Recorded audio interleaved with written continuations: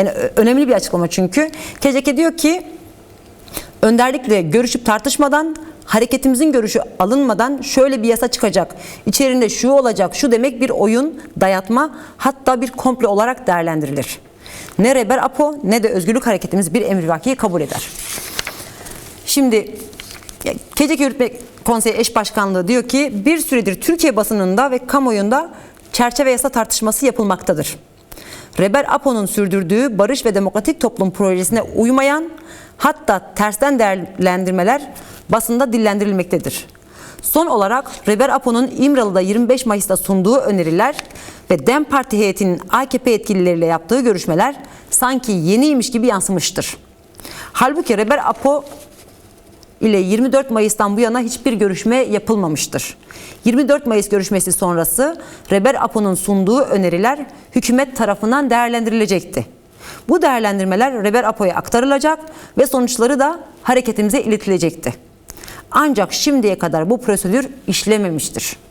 Dolayısıyla o günden bugüne herhangi bir ilişki ve değerlendirilecek bir gelişme olmamıştır. Böyle tarihi ve önemli bir konuda Rebel Apo üzerinde tecrit sürerken Özgürlük Hareketimizin de bu zaman içinde hiçbir bilgisi olmamıştır diyor. Bunu biraz konuşup diğer kısmı okuyalım mı yoksa devam edelim mi hocam? Nasıl yapalım? Konuşalım. Tamam. Önce şu tarih meselesine bakalım. Fakat ondan önce şunu söylemem lazım. Şu anda müzakere süreci bence kritik bir noktaya gelmiş durumda. Yani sonuçta tarafların bir mutabakata varıp varmayacağını anlayacağımız bir aşamaya doğru gidiyoruz. Bu yeni bir durumdur.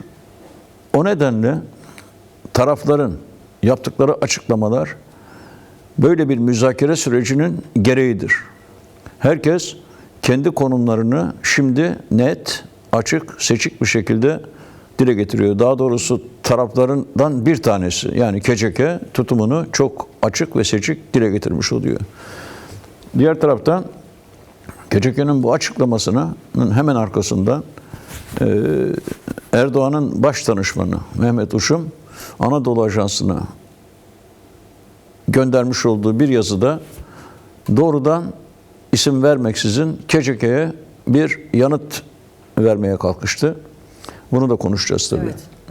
Evet, evet. Bir de böyle tam ne olduğunu anlayamayacağımız Bahçeli'den ansızın Türk Gün gazetesinin manşetine geçen bir ifade dile getirildi.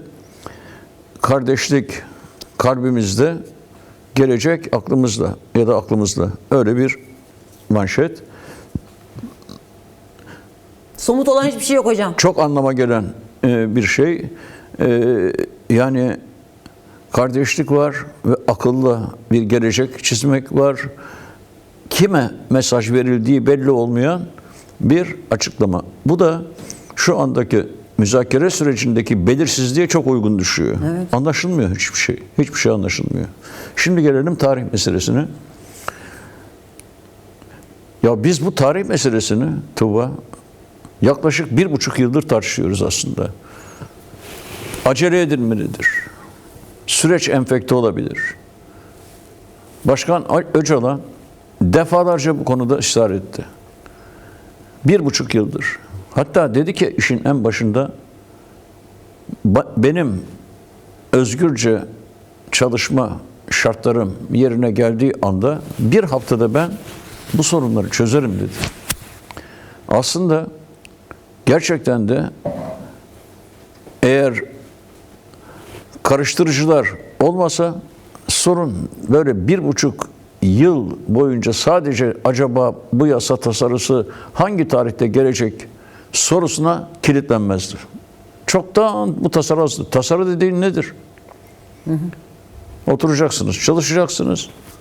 Yani 1,5 yıldır mı çalışıyorsunuz bunun üzerine? Kimseyi ikna etmez bu. Dolayısıyla tarihin belli olması iktidar tarafından sanki bir lütuf, çok önemli bir aşama imiş gibi dillendiriliyor. Fakat ortada yasa tasarısının kendisi yok. En garip olan şey budur. Çünkü yani bir tarihi ya ne zaman olsun? Acaba bugün mü, yarın mı, Ağustos ayında mı, Ağustos'tan önce mi, tatilde mi, tatilden önce mi? Ya bu çok gülünç bir tartışma. Evet. Bu gülünç bir tartışma. Bir an evvel olması lazımdı. Bu tamam. Fakat esas tartışılacak olan tasarının Hangi yasa? kendisi. O yok ortada. Evet, hangi İyi mi? tasarı?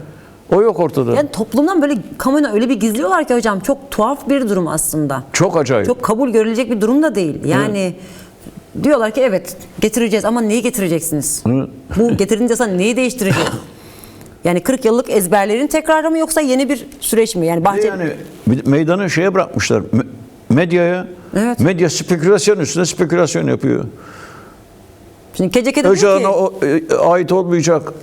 Yöneticilere ait olmayacak. Şuna ait olacak. Buna ait olacak.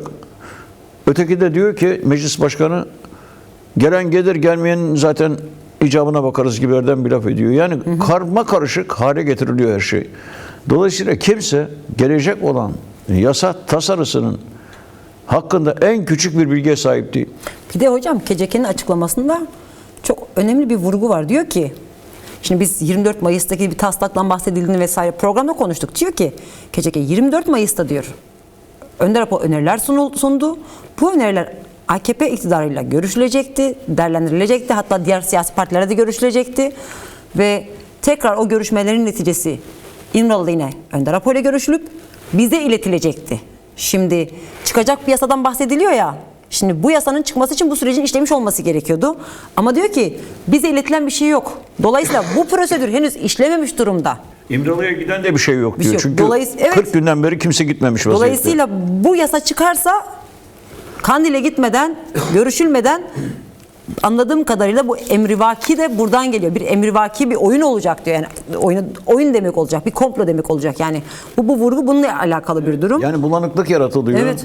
Sanki normal bir prosedür işlemiş gibi bir hava yaratılıyor. Evet. Fakat ortada prosedür falan yok. Hiçbir şeyin işlediği yok. Başkana hiçbir şey gitmemiş. Başkandan Kandil'e hiçbir şey gitmemiş. 40 günden beri başkanla herhangi bir görüşme yok. Peki ne oluyor yani? Ne oluyor? Demek ki bu tasarıyı sadece sarayda Mehmet Uçum'un başkanlığında bir grup hazırlıyor. Fakat kimseye de haber vermiyor. Evet. Ya yasa dediğin şey tasarıdır yani. Bu da yasanın kendisi değil. Tasarı hazırlıyorsun. Ne için hazırlar insan tasarıyı? Tartışılsın diye değil mi? Tasarı yok. Tartışma yok. Yani çok garip bir ortam var. Fakat bu müzakerenin doğasının gereği. Yani bundan dolayı telaş edilecek fazla bir şey yok. Sadece akıllı bir şekilde durumu analiz etmek lazım ve tehlikeleri de görmek lazım. Evet. İhtimalleri de hesaba katmak lazım. Kısaca karışıklık bilinçli olarak yaratılıyor. Madem ki karışıklık bilinçli olarak yaratılıyor, öyleyse kafamızın karışmasına izin vermemek gerekir. Evet. İzin vermemek gerekir.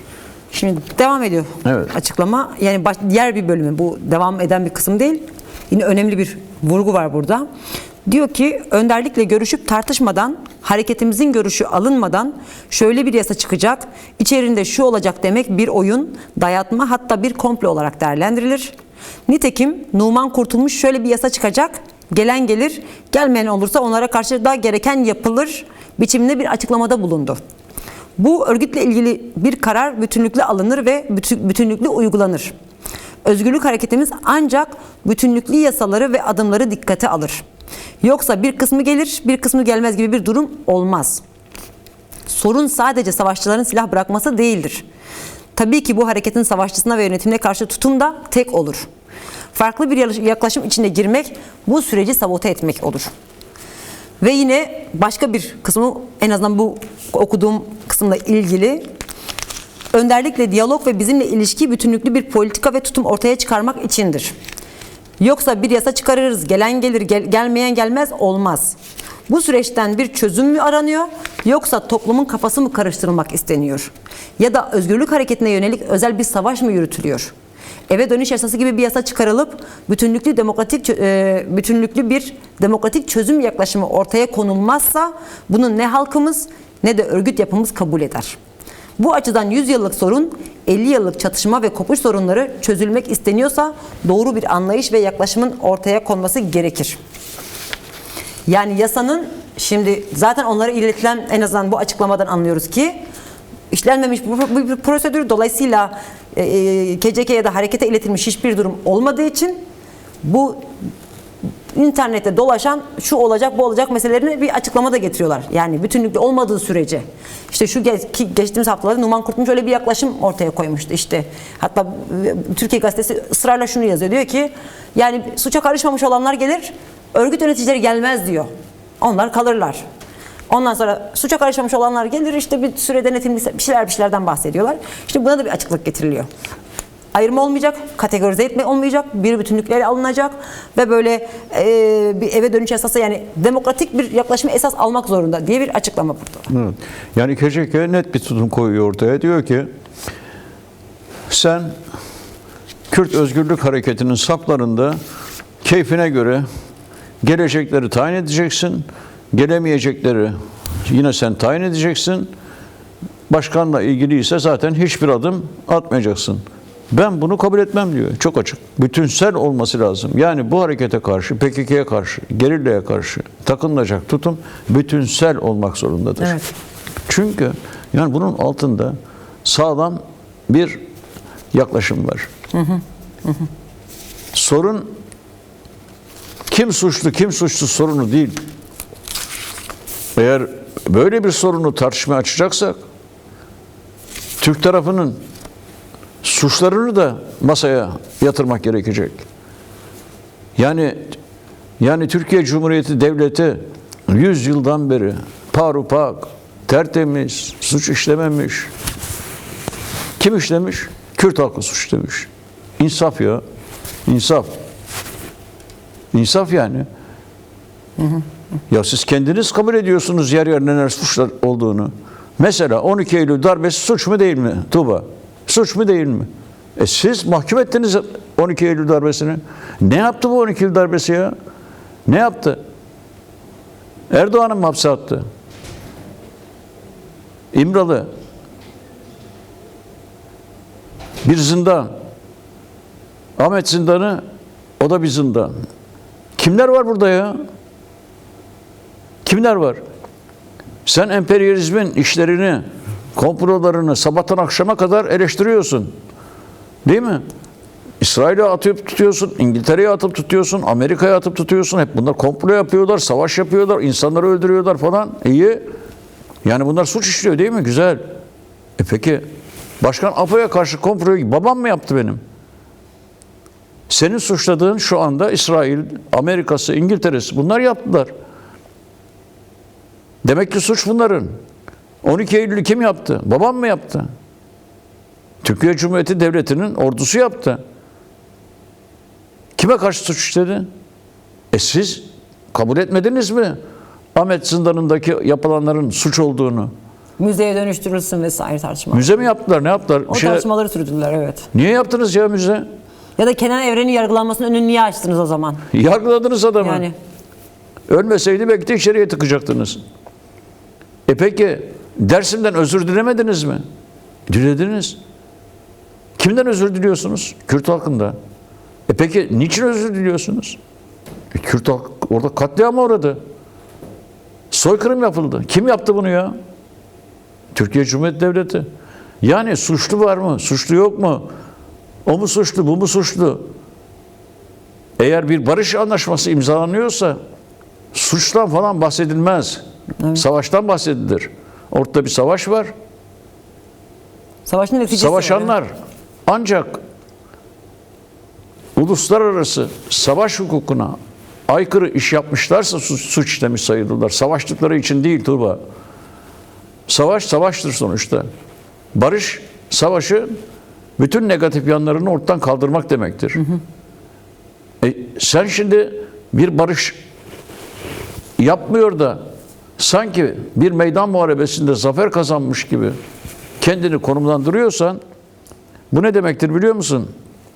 Ben yendiğim, ezdiğim, yok ettiğim bir savaşçılar grubunu bir kısmını cezalandırırım, Bir kısmını serbest bırakırım.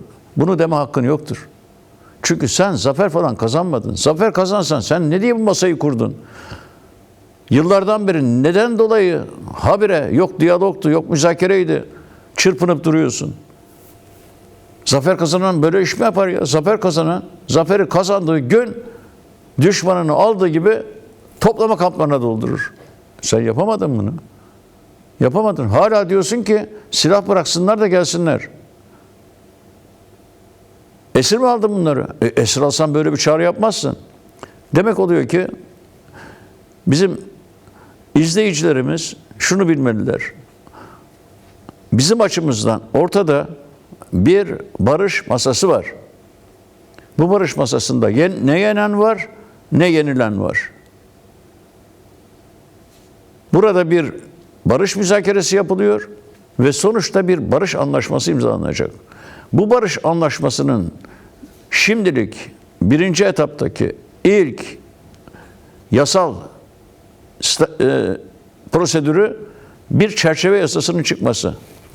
Çünkü bu savaş iki devlet arasında değil. Savaşanlar kendi ülkelerinde silahsız yer alacaklar. Eğer iki devlet arasında savaş olsaydı barış anlaşması yapılırdı. Herkes kendi ordusunu kendi topraklarında tutardı. Ne silah bırakmak söz konusu olurdu, ne yasal statü meseleleri tartışılırdı. Hiçbirine gerek kalmazdı. Anlaşırdınız, biterdi iş. Ama şimdi bu iki devlet arasında değil. Bir ülkenin içinde, bir devletin içinde iki güç çarpışmış. 40 yıldan beri. Dolayısıyla burada doğal olan şey şu. Madem ki bir devlet söz konusu, elbette ki o devletin içindeki güçler arasındaki barıştan sonra devletin hukuksuz durumuna isyan edenler silah zaten bırakacaklardır. Yani zorlandığı için PKK silah bırakmıyor. Zorlandığı için bırakmıyor. Barışın gereği olarak silah bırakıyor. Çünkü bu bir içeride bir savaştır. Evet. Eğer bir kurtarılmış bölge olsaydı elbette ki PKK derdi ki ben burayı kurtarmışım. Buradaki asayiş güçlerim benim devam edecek. Ben kendimi savunmak zorundayım. Bunu müzakere ederdi. Ama ortada böyle bir durum yok. Ne olacak? Kürt halkı varlığı tanınarak, dili tanınarak Türkiye Cumhuriyeti hukukunun içinde yer alacak.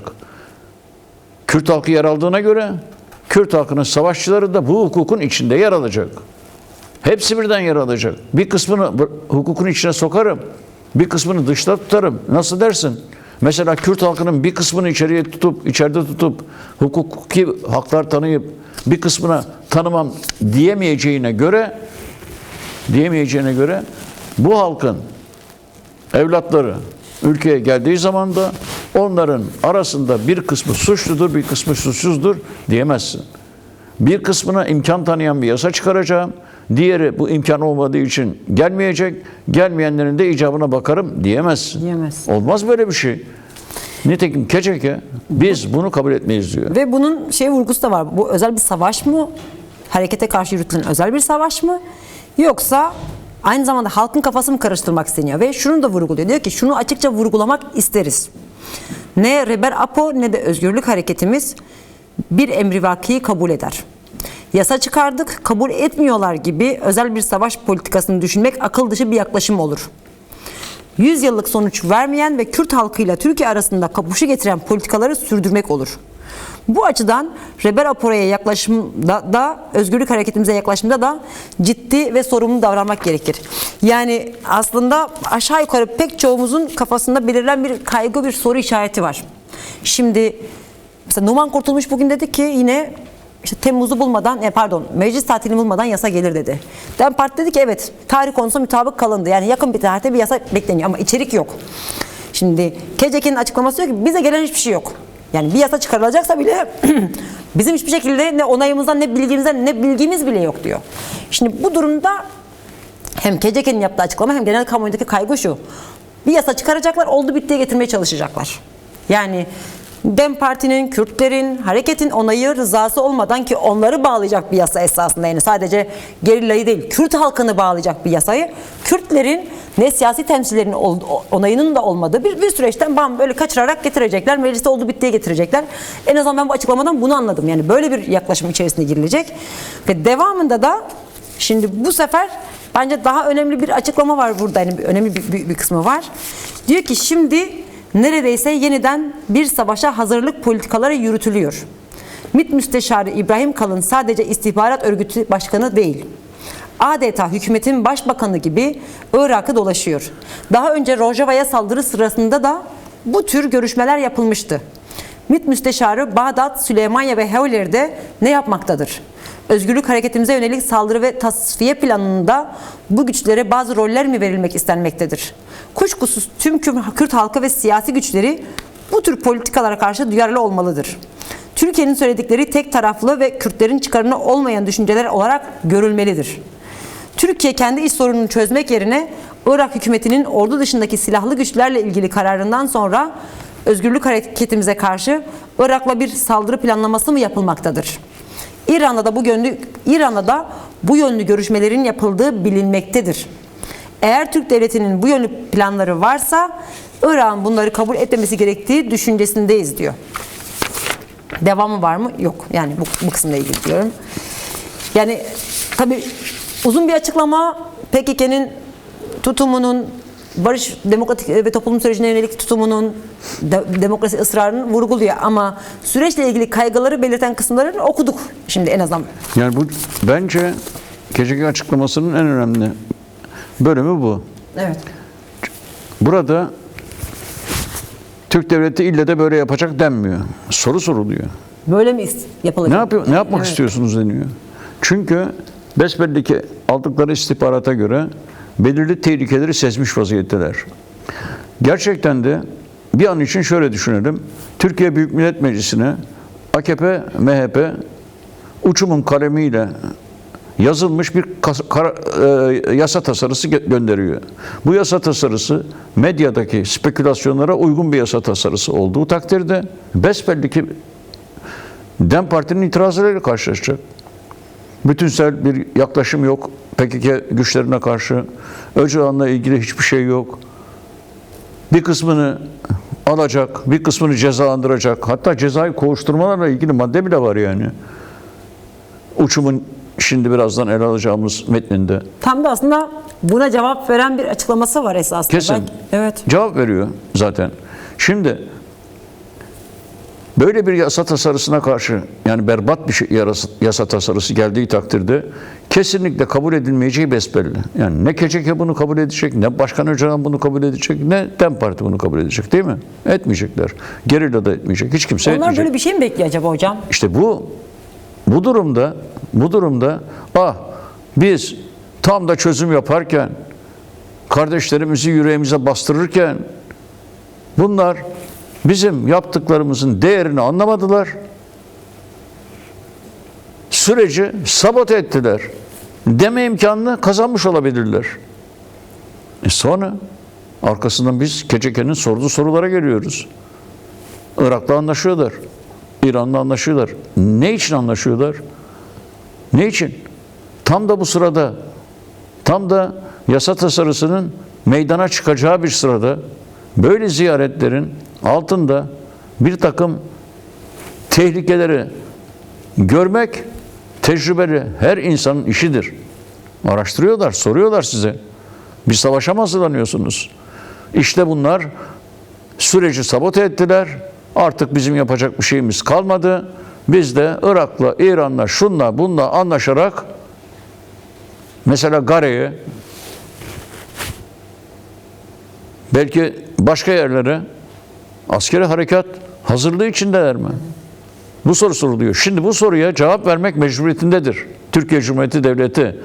Erdoğan, AKP, MHP buna cevap vermelidir. Hayır, bizim savaş falan niyetimiz yoktur demesi lazım. Evet. Bu Mehmet Uçum'un metninde bunlar palavradır falan denerek geçiştirilecek sorular değildir. Evet. Bunlar ciddi sorulardır. Ölüm kalım meseleleridir. Ve siz güven vermek zorundasınız. Anlaşmak istediğiniz bir güce siz mutlak güven vermek zorundasınız. Mutlak, iki anlama gelmeyen, net, açık seçik, yemin billah edeceksiniz. Savaşmayacağız. Savaş hazırlığımız yoktur diyeceksiniz. Size soruluyor bu. Ya da daha kolay var. Yasa tasarısı nedir? Kamuoyuyla paylaşın. İmralı'da bir mütabakata varıldı mı? Varıldıysa o zaman niye Kandil'e ulaştırılmadı? Yani o zaman KCK niye bu açıklama yapma ihtiyacı duydu? Evet. Yani bütün bu soruların cevabı aslında yeminin de ötesinde çok somut şeye dayanıyor. Verilmiş olur. Evet. Somut bir prosedür var. En azından anladığımız kadar varmış yani. Evet. Bu prosedürü işletin o zaman. Güzel. Şöyle Yani- bir şey söyledin. Mutabakattan söz ettin. Bu çok ciddi bir şey. Şimdi hemen o bahsi de kapatalım. Şimdi şu anda tasarının nasıl olduğunu bilmiyoruz. Bilmiyoruz. Bilmediğimiz tasarıyı eleştirmek durumunda da değiliz. Bilmediğimiz şeyi eleştiremeyiz. Peki ne var? İhtimaller var. Mesela eğer basına sızdırıldığı gibi İmralı'ya tasarı gitmiş ise, tasarı İmralı'dan DEM Parti vasıtasıyla Kandil'e gitmiş ise, Kandil'de PKK hareketi sözcüleri ve gerilla bu gelen tasarıyı Başkan Öcalan'ın önerisiyle onaylamışlarsa ne olur? Çok iyi olur. Mütabakat sağlanmış olur deriz. Mutabakat sağlanmış Evet. olur. Çünkü bu yasa münhasıran saydığımız bu üç özne ile ilgilidir. Başkan Öcalan, PKK hareketi sözcüleri ve gerilla. Bu üç özne ile ilgili bir çerçeve yasasından söz ediliyor. O halde bu üç özne bu yasa tasarısını onaylamış, mutabakat sağlanmışsa biz bu mutabakatı selamlarız, destekleriz. Burada sorun yok. Yok ama eğer senin deminden beri anlattığın gibi ve KCK bildirisinde de ifade edildiği gibi ortaya bir oldu bitti yasası getirilecekse iki ihtimal vardır. Ya bu yasa AKP, MHP ve belki de başka partilerin oylarıyla DEM Parti'ye rağmen geçirirler meclisten.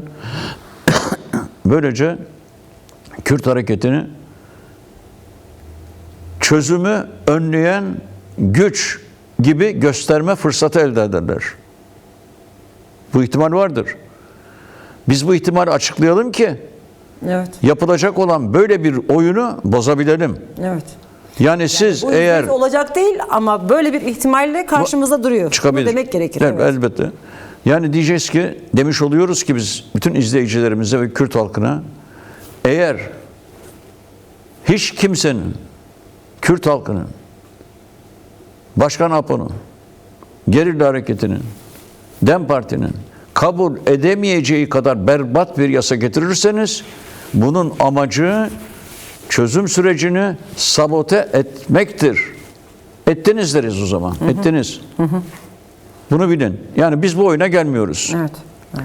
Ya da bunlar 1,5 yıldır yaptıkları işe devam ederler. Öyle bir yasa tasarısı çıkarırlar ki herkes bunu tartışmaya başlar. Hiç kimse bu konuda anlaşamayabilir. AKP ve MHP ya da onlara akıl veren her kimse, ya madem ki anlaşamıyorsunuz biraz daha uzatalım bu işi diyebilirler. Evet. Uzadıkça uzar. Uzadıkça uzar. Ama zaten uzuyor. 1,5 yıldan beri uzamıştır.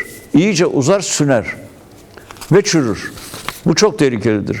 Demek ki oldu bitti yasası getirerek, kimsenin kabul edemeyeceği bir yasayı getirerek süreci sabote etmek de berbat bir şeydir. Bunu zamana yayarak tartışırız, anlaşırız belki, anlaşmayız belki falan diyerek uzatmak da çok tehlikeli bir iştir. Evet. Şimdi demek ki biz mutabakatı esas alıyoruz. Mutabakat varsa mesele yoktur. Şimdi sorun şu hocam. Hemen o mütabakat var mı yok meselesinde. DEM Parti'den de DEM Parti sözcüsü Ayşegül Doğan'dan da bir açıklama geldi yine bu hafta içerisinde. Diyor ki heyetimizin yaptığı görüşmelerin neticesinde, arkadaşlar ekrana da getirebilirler, bizimle paylaşılan bir taslak yok. Biz yasal çerçevenin kapsamını bilmiyoruz. İçeriğini bilmiyoruz. Israrlarımıza rağmen henüz bizimle paylaşılan bir taslak yok diyor. Sayın Öcalan'la taslağın görüşüldüğünü ve Sayın Öcalan'ın bu taslağa onay verdiği söyleniyor. Bunu nasıl teyit edebiliriz? Kamuoyu bu bilgiye nasıl erişebilir? Diyor. Yani DEM Parti bu nasıl verilmez bu bilgi diyor. Ancak kamuoyunda da bu bilgi yok diyor. Biz şunu da şu anda bunu bilmiyoruz. Çünkü heyetimiz Sayın Öcalan'la 40 gündür görüşmedi diyor. Şimdi mütabakat varsa görüşme vardır ki bir mütabakat, bir kapı açıktır yani. Kapı da kapalı anladığım kadarıyla. O aralı kapanmış. DEM Parti meclisteki Kürt siyasetini temsil eden bir partidir. İmralı'ya giden heyeti var. Dolayısıyla bilmiyoruz diyorlar. Şimdi bu da ayrı bir soru işaretini önümüze getiriyor. Yani. Ya koskoca parti, Türkiye'nin 3. partisidir. Evet. DEM Parti. Sen de bir iktidar partisisin, AKP. Evet. MHP de bunun ortağı. Ya siz kendi başınıza ne dolap döndürüyorsunuz, böyle acayip şey olur mu ya? Allah Allah. 1,5 yılda milleti oyalayıp duruyorsunuz. Tasarı neye yazıyorsunuz siz? Cilt kitaplar mı yazıyorsunuz? Neyin nesidir bu? Yapacağınız şey silahsızlanmış gerilla, tamam. Gelebilir, tamam. Kimseyi de kalkıp da içeriye atmayacağız, tamam. Basit. Başka ne biçim bir şey yasa hazırlayacaksınız?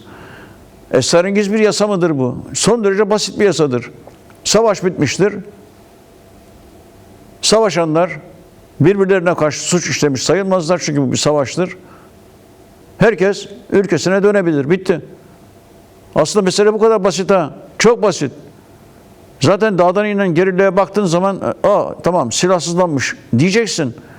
Problem yok. Problem yok. Ama sen işi çıkmaz sokağa sokarsan, 40.000 tane kanun labirentleri falan içine milleti sıkıştırırsan, ya kim iner dağdan ya? Çünkü bazınızı kabul edeceğim, bazınızı cezalandıracağım demiş oluyorsun. Kura kime isabet edecek? Kura kime isabet edecek? Yöneticiler başkadır. Savaşçılar başkadır. Neden? Neden? Sen aslında onlarla konuşuyorsun be adam. Sen benden konuşmuyorsun. Savaşçıyla konuşmuyorsun. Bu partiyi kuran Abdullah Öcalan'la konuşuyorsun. Bu partiyi yöneten Cemil Bayık'la, Bese Hozat'la konuşuyorsun.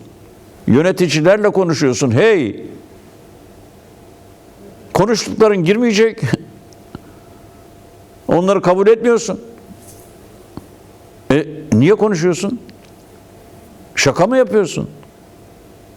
Şaka mı yapıyorsun? Konuştukların hapiste ya da dağda kalacak, konuşmadıkların gelecek. Yani sen kimi kandırıyorsun ya? Böyle olur mu? Bütünsellik bu manada mantıki bir şeydir. Yani şimdi biz ne diyebiliriz? Ya DEM Parti, koskoca bir parti. Haberim yok diyor ya bir şeyden. Peki DEM Parti'nin haberi yok da CHP'nin var mı? Onun da yok. Ya Zafer Partisi ter ter tepiniyor. Sanki mükemmel bir yasa çıkacak da herkes mutlu olacakmış gibi. Onun da haberi yok aslında. İyi Parti'nin de haberi yok. Kimsenin haberi yok. Bir tek yazanların haberi var. Ben sana bir şey söyleyeyim mi? Allah biliyor ya, şu anda Erdoğan'ın bile haberi yoktur. Mümkündür. Yani. Sarayın dehlizlerinde danışmanlar acayip bir takım kalem oynatıyorlar. Ya böyle olmaz. Bu ciddi değil.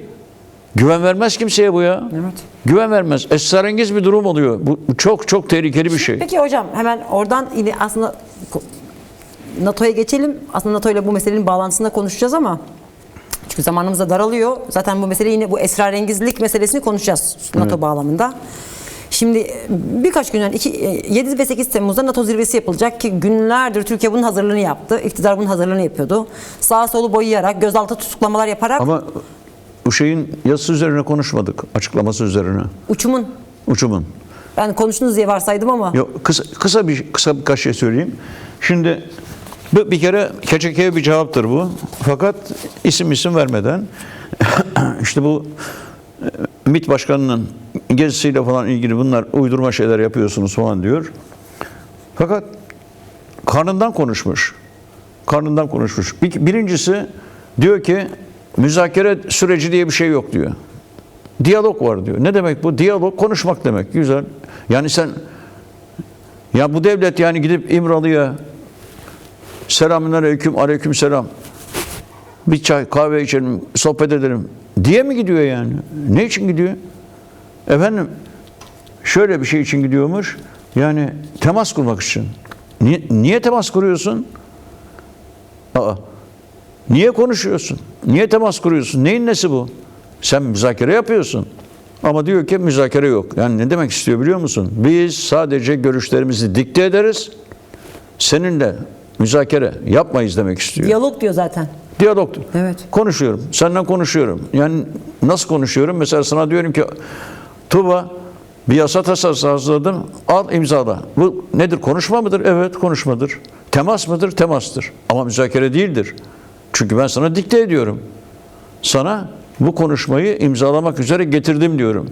Sen ya teşekkür edersin bana iyi bir şeyse ya da hadi be ben senin bu tasarını, masarını, mektubunu kabul etmiyorum dersin.